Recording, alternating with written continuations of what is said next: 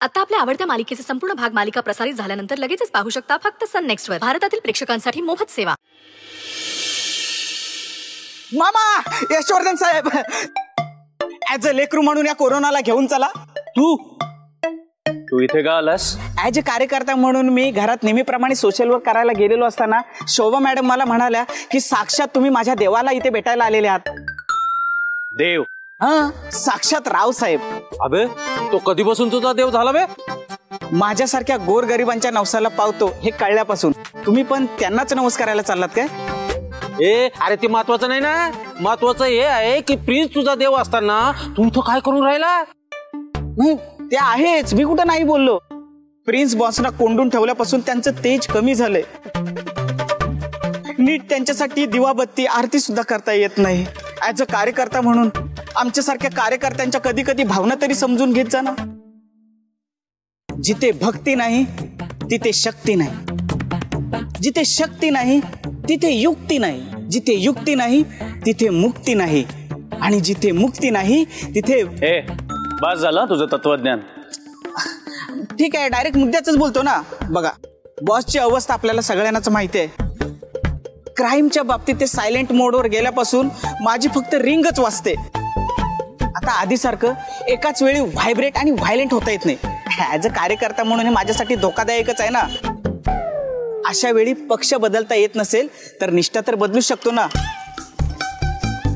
म्हणून राव साहेबांकडे जाऊन नीचपणाचा छोटासा रिचार्ज करावा म्हणतोय. अबे किती हरामखोर आहे बे तू. मी जो काही आहे ती प्रिन्स बॉसची कृपा.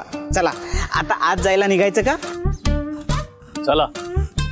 थांबा, स्वतःचा जीव वाचवायचा असेल तर इथेच थांबा.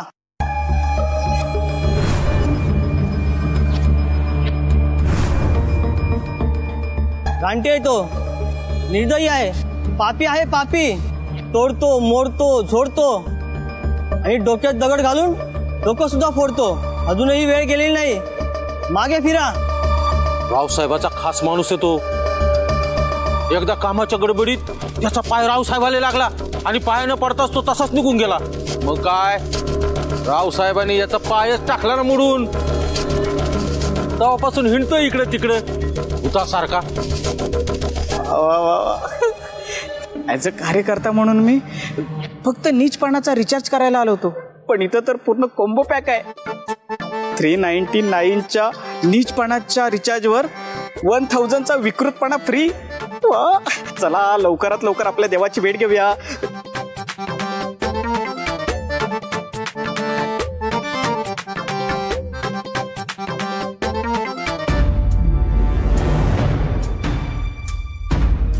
बॉडीचं काय करणार?